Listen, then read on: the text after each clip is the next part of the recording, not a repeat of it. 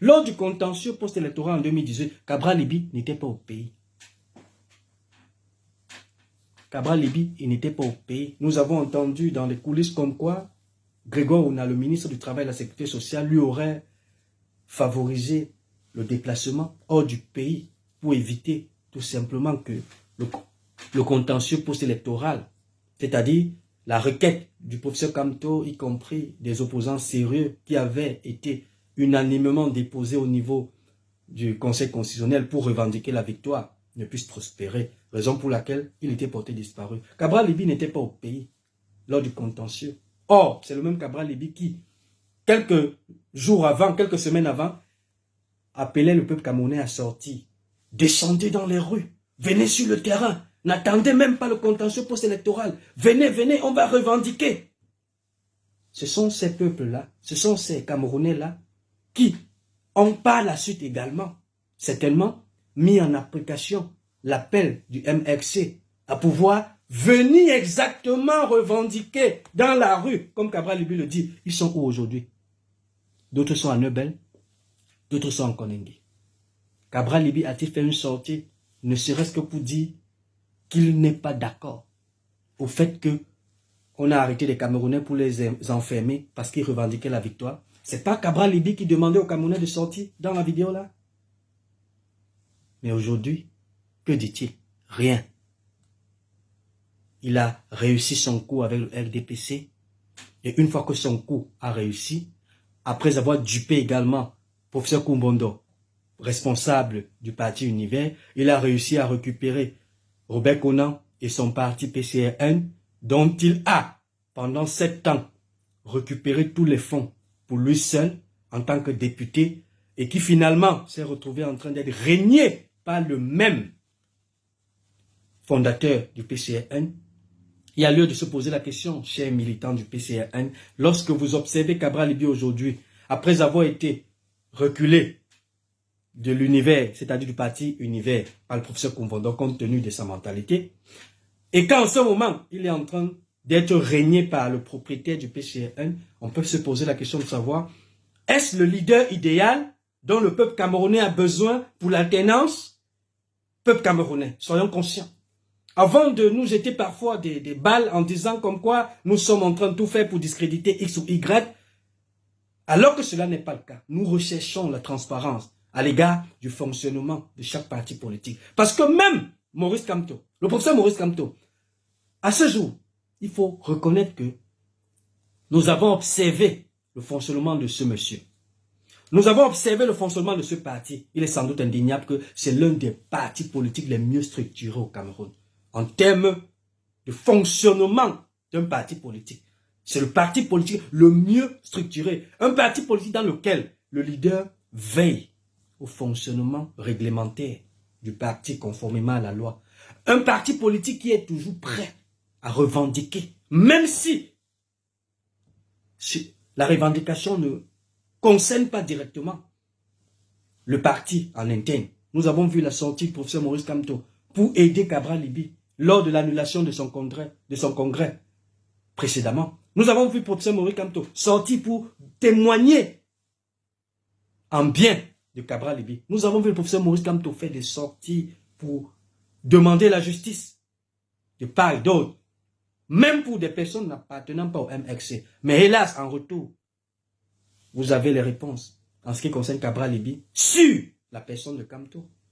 Cela n'a pas exclu le fait que nous rappelons ici que même les sorties précédentes de Cabral Libby, dans lesquelles il demandait au peuple camerounais de sortir, venir sur le terrain pour revendiquer, il a été incapable de faire ne serait-ce qu'une sortie pour rassurer de son soutien à ses militants et ces non-militants du PCRN, parce qu'il faut rappeler que parmi les militants, ou alors les Camerounais arrêtés lors des marches en 2020, ne font pas forcément partie de ce PCRN, de ce MRC-là. Il y a des Camerounais neutres parmi.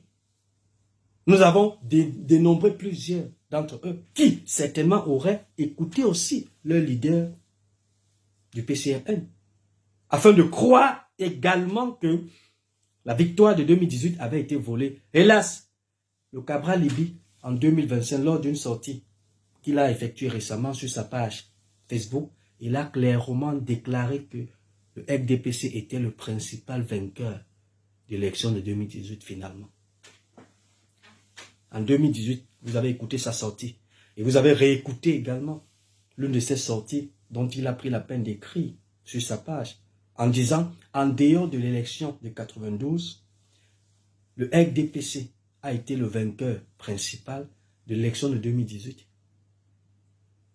De l'élection de 1997, de l'élection de 2011 et l'élection de 2018, dont lui-même, vous l'avez écouté, hier, disait que le FDPC avait fraudé. Mais par la suite, pendant que le peuple se préparait à aller revendiquer au niveau du contentieux post-électoral, Cabral Libby n'était pas au pays. Et il est revenu par la suite. Laissez-moi vous dire, il a été chargé en ce moment-là par des Camerounais conscients qui lui avaient demandé, mais tiens, en fait, tu es parti te réfugier ailleurs pendant que les Camerounais étaient sur place. Écoutez un peu ceci. Vous vous êtes absenté pendant près d'un mois du Cameroun. Est-ce que pendant ce temps-là, et vous êtes un agent de l'État, un cadre de l'administration publique? Deux questions. La première d'abord, c'est que pendant cette période, si on prend cette personne, au moins 6-7 mois, est-ce que pendant cette période-là, vous n'avez pas touché votre salaire? Non. Si vous n'avez pas touché de salaire, non. Depuis le mois de septembre, vous n'avez pas touché de salaire? Non. Ah, c'est bien. Ça veut dire que vous êtes mis en disponibilité ou bien vous avez suspendu votre contrat?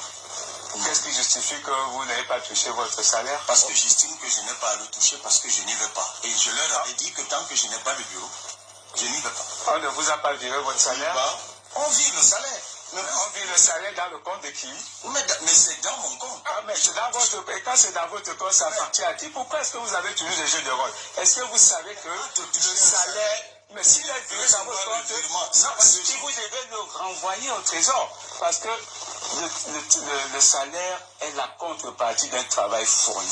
Et ça fait plus de 8 mois que vous ne travaillez pas. Et ça s'appelle simplement détournement. Autre chose, votre propre épouse... Non, je vais continuer. Votre propre épouse, elle est du corps enseignant, conseiller d'orientation. Vous avez voyagé avec elle pendant l'année scolaire. Elle aussi, elle a touché son salaire ou elle n'a pas touché? Mon épouse... Et c'est là où c'est différent. Non, je demande. Je peux leur répondre. Oh, c'est pas possible. Elle a touché ou pas touché son salaire? Je peux leur répondre. Voilà Cabral Libby qui, pendant que les Camerounais étaient certainement en train de mettre en pratique ce qu'il avait dit, c'est-à-dire venez revendiquer. Pendant que les Camerounais se préparaient à revendiquer, Cabral Libby a pris son épouse, ils sont sortis du pays. Et lorsqu'il est sorti du pays, on est resté par derrière récupérer les Camerounais. C'est un Camerounais qui pouvait parler et qui dénonçait comme lui pour les incarcérer. Cabral Libby a également touché plusieurs mois de salaire sans être au travail. Premièrement parlant, il est porté disparu du pays après l'élection de 2018. Certainement commandité par ses amis du FDPC qui en retour ont soutenu le fait qu'ils perçoivent des salaires, l'argent du contribuable camerounais, pendant plus de 8 mois, sans travailler. Sans travailler, c'est ça. Il a reconnu avoir reçu les virements de ses salaires mensuels pendant plus de 8 mois, sans avoir bossé. Dans un pays où certains Camerounais sont en ce moment au Cameroun, diplômés, avec des compétences, qui n'arrivent pas à bosser. Mais voilà, quelqu'un, un Camerounais, comme nous autres, qui a quand même été privilégié dans le sens de sortir du pays ou alors de rester chez lui sans bosser et de percevoir les virements chaque fin du mois. Et il s'est justifié en disant que il est resté, on virait le salaire, il reprenait, tout simplement. Et il a voulu tromper le peuple, encore une fois de plus, en faisant savoir qu'il existe une différence entre un virement et un paiement. Ça veut dire quoi ça, peuple camerounais? Ça veut dire quoi concrètement? Voilà Cabral Libby. On peut donc comprendre exactement qu'en ce moment donné, toutes ces personnes avec qui il a dealé hier, c'est-à-dire en 2018, jusqu'à la fin de leur contrat certainement, ce sont ces personnes qui en ce moment sont en train de tourner le dos Tout simplement parce qu'ils n'auraient pas respecté certains contrats, certains éléments du contrat. C'est ça aussi le RDPC. Quand on a commencé à manger, on mange jusqu'à l'éternité, peuple camerounais. Si vous avez compris cela, tant mieux. Mais si vous n'avez pas compris cela, je pense pour ma part qu'il vaut mieux encore attendre d'éventuelles scènes qui pourront se produire pour vous amener finalement à comprendre qu'en réalité, il est temps pour nous de dire non à ces partis politiques considérés comme des opposants alors qu'étant des alliés avec le RDPC. Et une fois que nous aurons compris cela, nous pourrons avoir une opposition au Cameroun digne de son nom et à l'image d'un opposant ou alors des opposants en ce qui concerne l'ensemble des leaders de partis politiques qui sont au Cameroun et qui se font passer pour des opposants au Cameroun alors que ce n'est pas le cas. On peut donc comprendre pourquoi le président Paul Biya a réussi à faire plus de 42 ans au pouvoir, tout simplement parce que dans l'opposition, il y a encore des opposants. Et dans la même opposition au Cameroun, il y a également des alliés de ce régime. Résultat des courses, vous avez vu ce qui se passe aux heures actuelles. Je ne vais pas revenir sur le dossier du SDF. C'est un dossier que je garde au frais, sachant que j'observe encore bien comment Joshua Ozi, président national du SDF, est en train de jeter ses pions. Mais lorsqu'on va lever son dossier également, ce sera pareil comme pour Cabral Libye, sans tabou.